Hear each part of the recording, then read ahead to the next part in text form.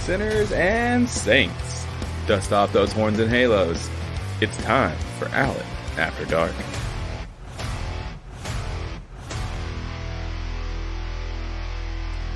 Sinners and saints, oh my fucking God, do I have a story to tell you.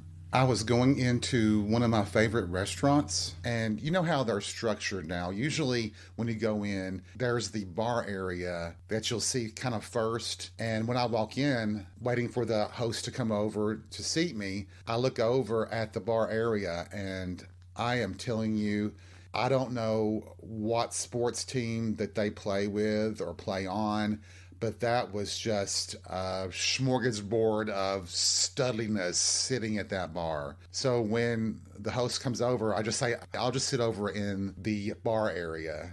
I think she probably knew what I was getting at.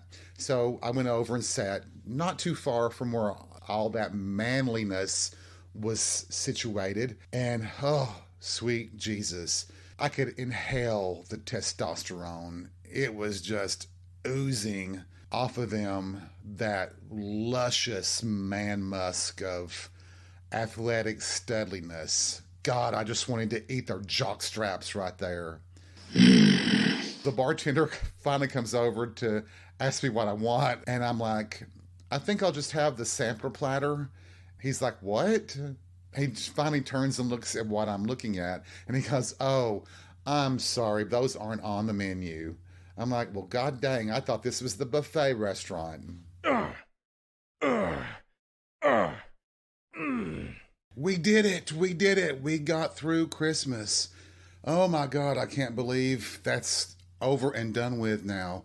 And here we are facing New Year's Eve and the new year, filled with dread and fear and probably fascism and lies and cheating and all kinds of monstrosities that we have to deal with all the way until November.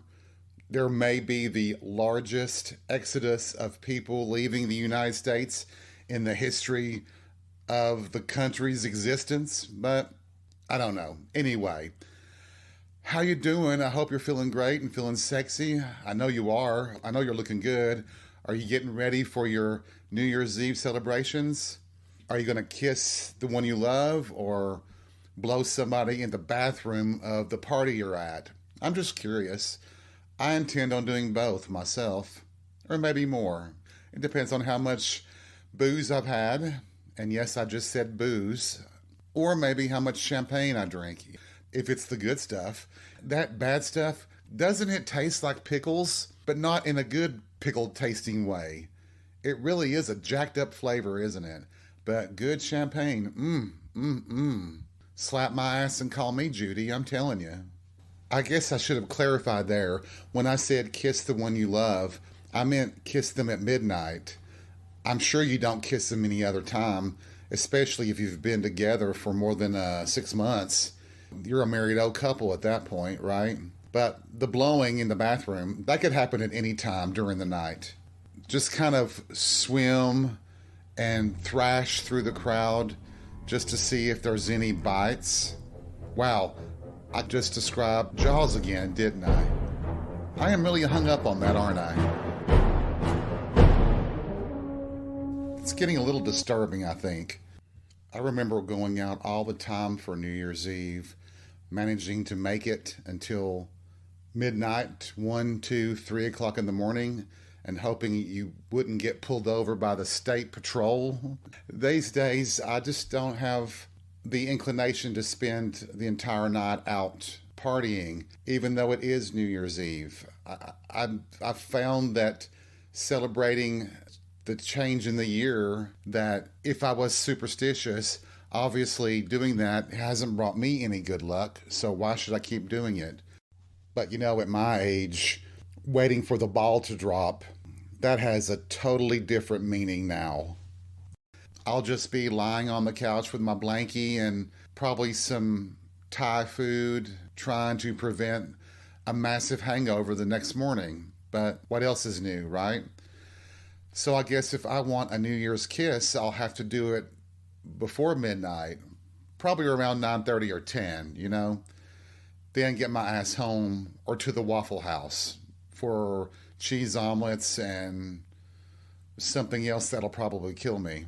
I wonder how many of you do that. Do you go out and party still? Do you go celebrate at a club, or do you go to friends' houses, or do you just stay home and like watch TV, or do you just go to bed and not think about the new year?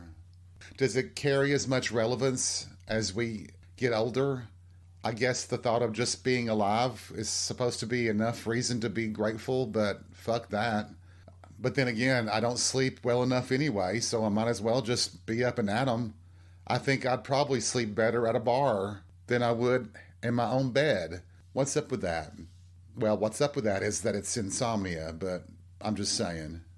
But either way, if you spend time with friends on New Year's Eve, if you go out to a club or a bar, if you are at home, I just want to say thank you for spending some time with me on this holiday celebration bullshit episode that may be the most random yet, because I am basically just stone cold sober trying to get ready for happy hour. I thought about jumping into the shower and just recording part of it there, and we might just do it because there's no telling what I'll say while I'm in the shower. What do you think about that? Would that actually work? I don't know. Maybe we'll try it. Well, let's find out. That's the funniest thing I've ever seen in my life. Jesus Christ, did you all really think I was going to do that? There is no way that would work. Where would I stick the microphone? Shut up, Chadwick. I know what you're going to say, so fuck off. Yeah, we're not doing that. So an interesting thing happened the other day at happy hour, something that knocked my socks off, that I probably shouldn't tell all of you, but I'm going to anyway. So a friend of mine recently got married. He had been dating his husband for several years. They had been living together for quite a while, and they finally tied the knot over this past summer.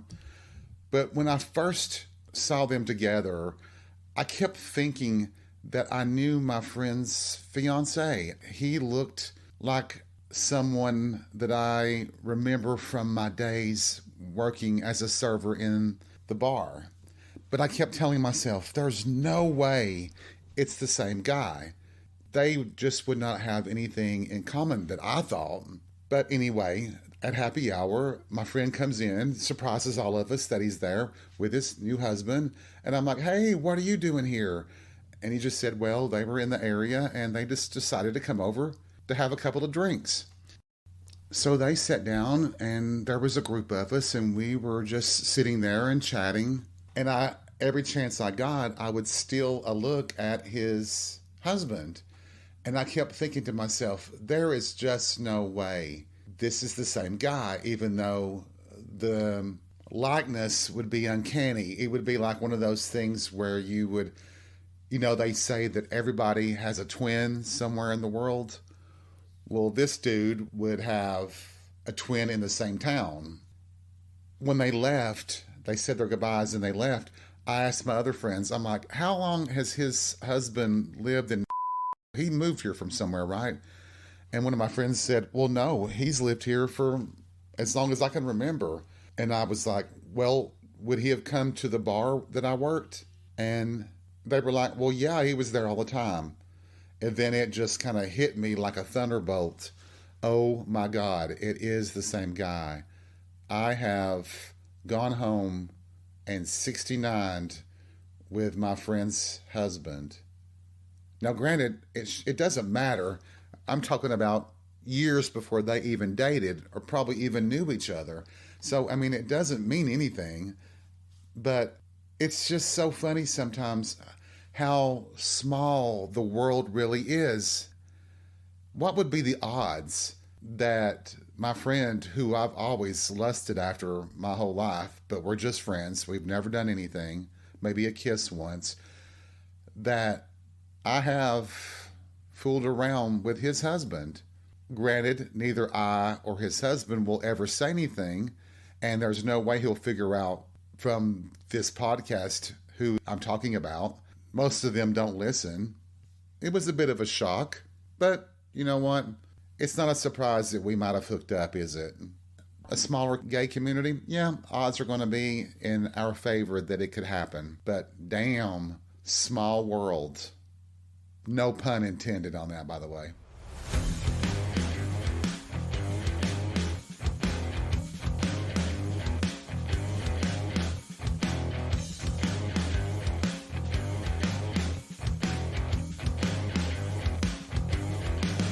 I guess that does lead to the question, I mean, how many of us have done that?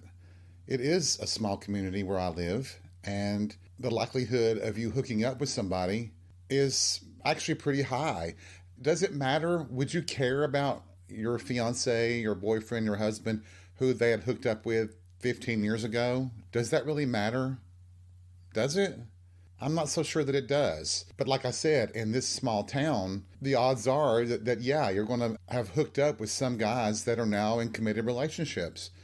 Funny that. And I guess what's even more funny is that I'm not sure that my friend's husband even remembers it. Wait a minute. Is that an insult that he doesn't remember? I don't know. 15 years, thousands of pounds of weed and hundreds of gallons of booze. Yeah, you're going to forget a few things. Well, maybe. I shouldn't take that too personally, right? After all, like Chadwick says, I'm listed in the phone book under things to do. So there you go. But I'm not the one he calls shore leave now, is it? You didn't think I'd bring that up, did you? I wonder if it happens in the bigger cities. I wonder if it happens. Well, sure it does. Why do I have to wonder that? Of course it does. And I remember, the years that I worked as a server in a gay bar, people were always amazed that I lasted so long. I worked there almost 10 years. But part of the reason is that when you're there and you're working, you'll see things that are probably eye-opening, but you mind your business. My job is to serve my customers, not to judge what they're doing. I noticed that the ones who tended to gossip about people, they would see people come in that were supposedly in a committed relationship, hooking up with someone else. If they told people, then they got out. You developed a reputation that people didn't trust you, and you wouldn't keep a job there. For me, I was aware of it, but it was none of my business. And like I've said before, it's amazing how easy your life can be when you mind your own business. What about you all? I know that it happens beyond the gay community. What if you found out that your current boyfriend had hooked up with your best friend 10 years ago? Would it matter to you? Would it matter to me? And I got to think about that for a minute. And I'd have to say, it might matter to me, but what can you do about that? That's truly water under the bridge. And it might be a bruise to my fragile ego for some reason, and that little jealous streak that I might have. But fuck it. You have to go on with it. God, get over it. Especially if there's nothing there. It was just a physical connection for one night or 5 nights or whatever. It doesn't change the dynamics of now, does it? It shouldn't, I don't think. Maybe I'm pondering something that I shouldn't be pondering. Maybe I'm truly making a mountain out of a molehill. But it's these kind of little twists and turns in life that fascinate me. For me, it probably stems from fear. I guess the thinking is that, well, if you are out with your boyfriend and they see someone that they hooked up with 10 or 15 years ago, the fear is that they may still have that physical attraction to them, and you have doubts about the strength of your relationship. But for someone like me, those doubts are probably well-founded, even though you should have trust in your partner. But I've got burned that way too. I'll be honest. I was dating this guy when I was working at the bar. He came in one night and, he's there to party. I was waiting on him, and I was treating my boyfriend right. And he got busy, and I happened to notice that I didn't see him anywhere. And I'm like, well, where the fuck is he? I go into the men's room to catch him blowing a guy. Boy, did I feel good. It was really great. A friend grabbed me by the arm and pulled me back out of the bathroom and was like, what are you doing? And I'm just like, oh, just listening to my boyfriend suck this guy's dick in the stall in there. And they were like, oh, shit, I'm sorry. I'm like, yeah, tell me about it. So maybe that's where that would stem from as far as my fragile ego and the concern over a previous hookup that a boyfriend had, is that maybe the boyfriend would do it again because the physical attraction was still there. Yeah, probably still unfounded, but you know how the male ego is, and mine is a doozy of one. But it all stems from past experiences and not being the cutest guy in the world. But I also know that the cutest guy in the world also gets cheated on too. How about that?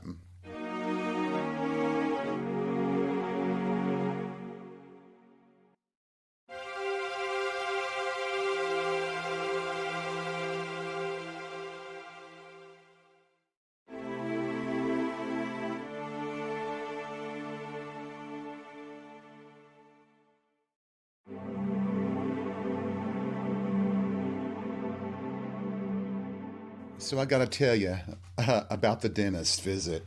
I mentioned it last week, at least I think I did. And of course, I had to have some dental work done. I had to have a crown replaced. So that meant an extra visit to the dentist to get that work done. You know how I've already described how nothing ever seems to go exactly right no matter what I do. And of course, get there. It's their first appointment in the morning, and it's a cold, cold morning. The building, the dentist office, it is freezing cold in there. They're directing me to the appropriate room, to the chair and everything. And my dentist assistant, she's getting me ready, preparing me for this work, numbing my gums and my tooth and all that. Well, it turns out that chair, something's wrong with it. It won't function the way it's supposed to, so I have to move to another chair. It just seemed like every little thing that could go wrong went wrong just in getting ready to have this work done. She was trying to do this and that and the other. She hit me in the head twice with her elbow and then once with a chair. And I'm like, I'm not going to survive to even get the new crown. But it was all worth it, and I'll tell you why. I have a crush on my dentist. He has been my dentist for a long, long time, and I have had the hots for him since the first day I met him. There's something, this is going to sound really weird, I know, but there's something about the position you're in when your dentist is working on you. So you're basically laying in a prone position, really, with your mouth open. My dentist, the way he positions himself, like my right shoulder and my head is virtually in his lap or between his legs. And that's just, there's nothing intended to be sexual about it, although I wish there was. It's just how he has to get in position to do whatever work he's doing, right? Or am I wrong on that? Maybe I'm wrong on that. So, like I said, it was very, very cold in the office there. So I was a little bit chilled. And of course, the work, the drilling and everything to remove an old crown to place the new crown, it's pretty uncomfortable. At one point, I had to turn my head toward the right, toward where he was sitting, where he's positioned, to get away from the noise and all that. I let my brain focus on where I was. And I was essentially between his legs.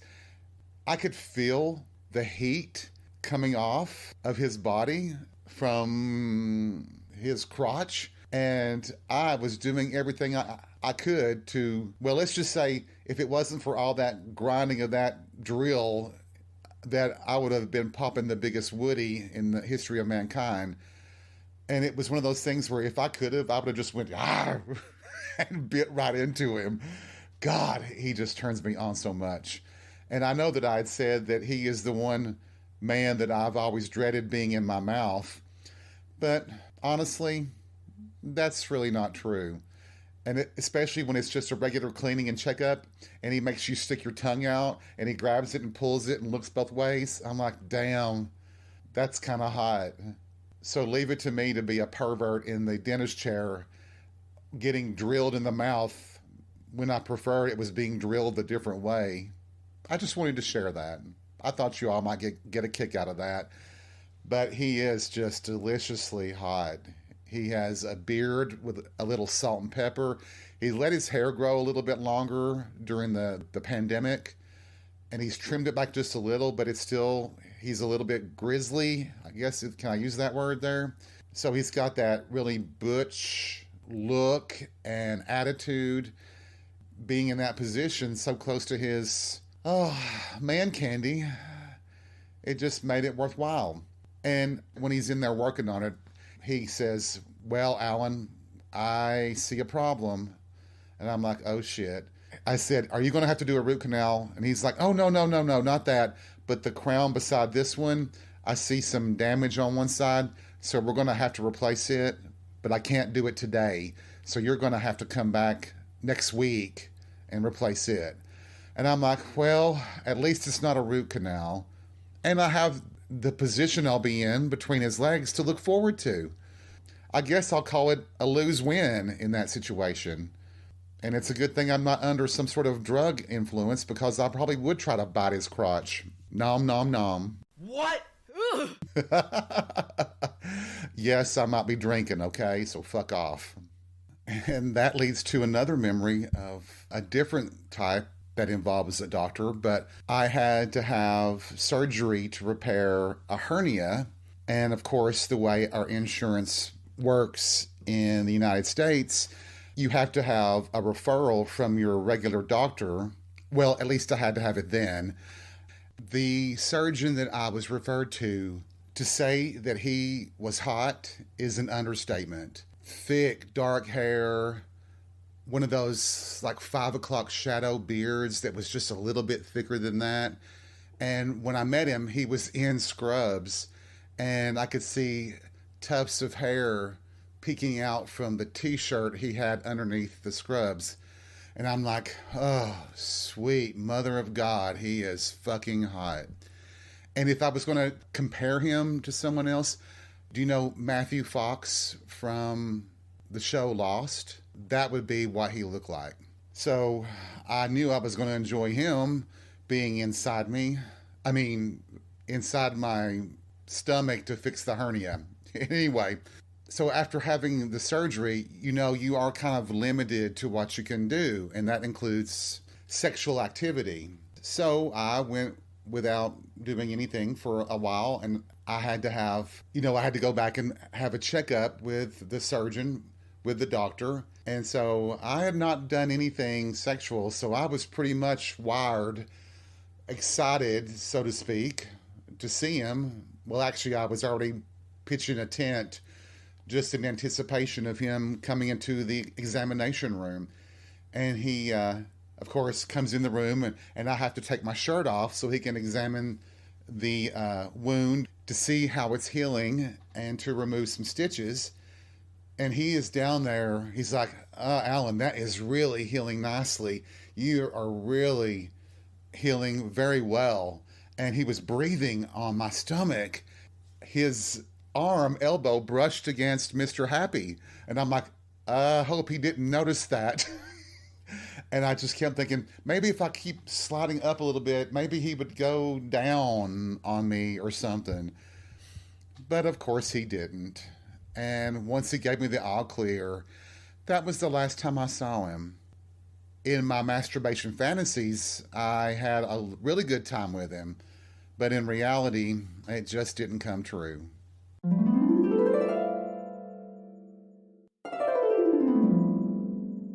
I can't believe this is the last episode for 2023.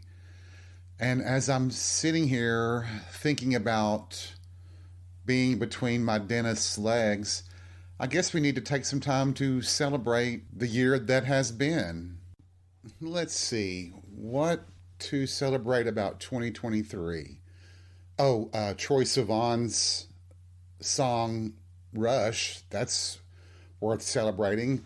It's my number one song of the year. That video is just fucking hot as hell, very sexy. And the song is such a great dance song. I think that's a great thing to celebrate. Well, Madonna's on tour, but I won't be singing her till next year in Atlanta, so I don't want to celebrate that yet. That'll be a celebration for next year. And I just realized the name of Madonna's tour is the Celebration Tour. So I kind of tripped into that, didn't I? No irony or surprise there, I guess. Well, let's see. My favorite show would have been, well, obviously Big Mouth. And I still love Paradise PD, even though that's not on the air anymore. But you can watch it on streaming. The Fall of the House of Usher was a fantastic miniseries based on the writings of Edgar Allan Poe, which I absolutely love. The Mohawk Man, my God, that's worth celebrating every damn day. Henry Cavill, Jesus Christ, is hotter and hotter every day that he walks on this planet. Just amazing to look at. Diego Sands, Conor McGuire, you know, all my favorite porn stars, they're worth celebrating. They're all still around, still doing damn good work. As for myself, I will celebrate my friends. And what was that Willie Nelson and Julio Iglesias song? I'll just change the name. To all the men I've loved before. Goodbye, 2023. Hello, 2024.